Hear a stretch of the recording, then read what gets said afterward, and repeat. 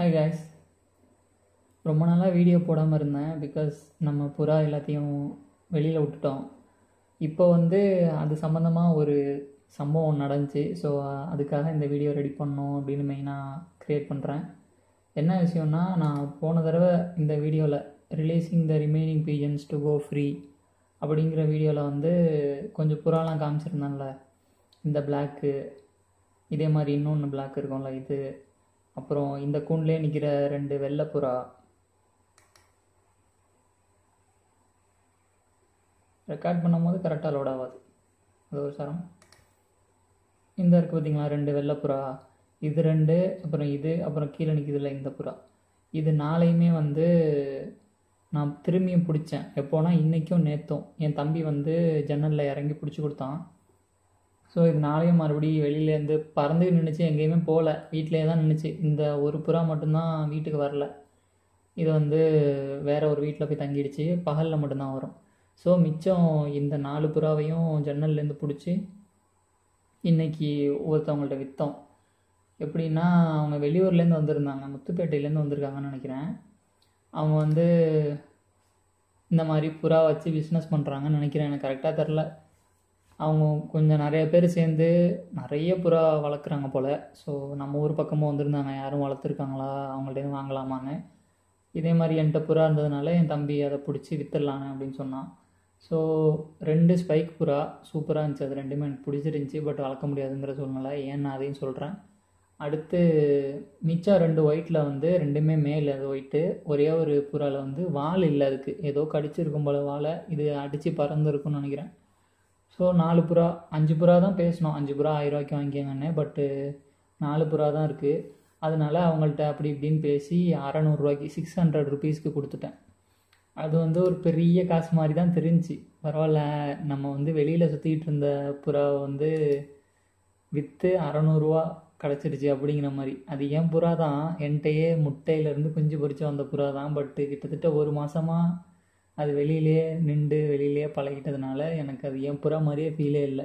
ஏதோ வெளிலேருந்து நம்ம வீட்டுக்கு வந்த புறாவை பிடிச்சி நைஸாக விற்கிற மாதிரி, அதுலேருந்து கிடைக்கிற பணத்தில் ஒரு சந்தோஷம் மாதிரி இதுலேயும் எனக்கு ஒரு சந்தோஷமாக இருந்துச்சு. பரவாயில்ல, பணம் வந்துருச்சுன்னு சொல்லிட்டு. பட்டு என்ன, 600 ரூபாங்கிறது இப்போ இருக்க நிலைமைக்கு எனக்கு கையில் சுத்தமாக நிற்கலை. ஏன்னா வீட்டில் நான் ஒரு பொருள் வாங்க, அதுவும் ஒரு பெட்டு, அந்த பொருள் வாங்குறதுக்கு ஒரு 500 ரூபா கடை வாங்கியிருந்தேன்னா அந்த கடனை உடனே கொடுத்துட்டேன். ஸோ கையில் வேறு எதுவுமே இல்லை. இப்போதைக்கு இருக்கிறது ஒரு 100 ரூபா, அதுவும் ஒருத்தர் கொடுக்க வேண்டியிருக்கு.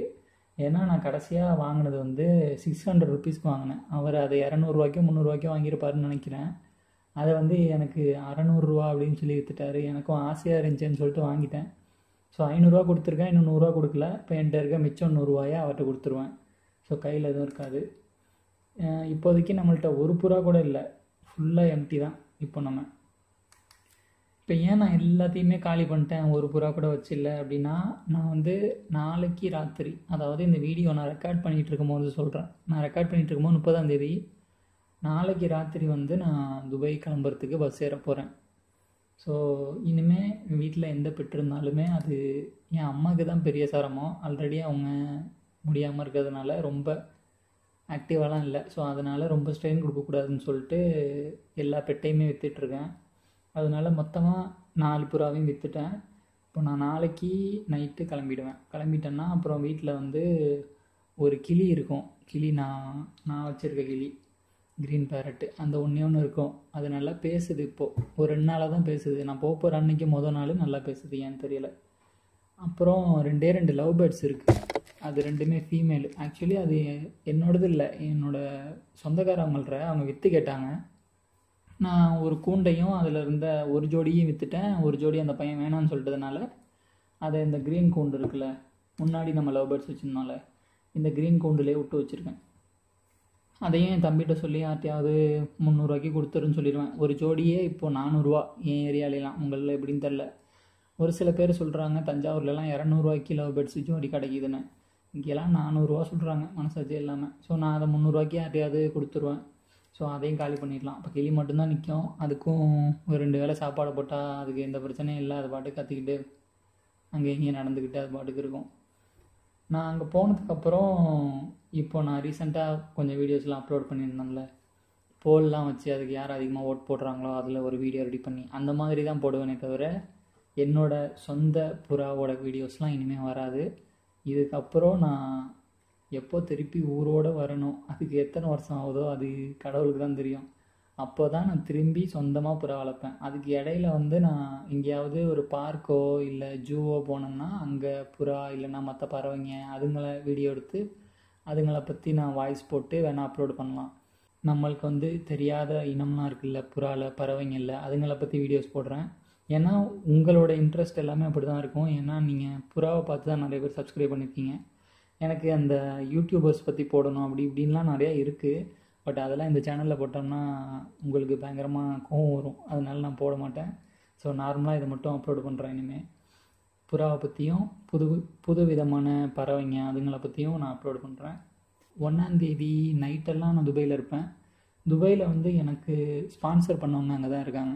அவங்க பேர் எனக்கு தெரில. ஒரே ஒரு ஜோடி வந்து நான் ஸ்பான்சருக்கு அக்செப்ட் பண்ணி வாங்கினேன். நிறைய பேர் எனக்கு ஸ்பான்சர் பண்ணாங்க. நான் யார்ட்டையுமே அதை அக்செப்ட் பண்ணல. அவங்களோட ஆஃபரை நான் அக்செப்ட் பண்ணல. ஏன்னா அதுக்கப்புறம் நம்ம அவங்க புறா பத்திரமா பார்த்துக்கணும் அப்படி தோணிடுமேன்னு சொல்லிட்டு ஒரே ஒரு ஆள்கிட்ட தான் பணம் வாங்கினேன். அதுலேருந்து புறா வாங்கி அதுவும் போன்னு வச்சுங்களேன். ஸோ அவங்களுக்கு நான் எப்படியாவது திருப்பி கொடுத்துருவேன், அது ஒரு விஷயம். பட் அவங்கள வந்து நான் போனப்போ மீட் பண்ணல. போன தடவை ஒரு 28 நாள் போனப்போ அவங்கள நான் நேரடியாக மீட் பண்ணல. ஆனால் நான் வெட்டியாக சுற்றிக்கிட்டு தான் இருந்தேன். பட் இந்த தடவை போகிறப்ப நான் சுற்றிக்கிட்டு இருக்க முடியாது. ஸோ நான் இப்போ வேலை தேடுற மாதிரி சுச்சுவேஷனில் தான் போகிறேன்.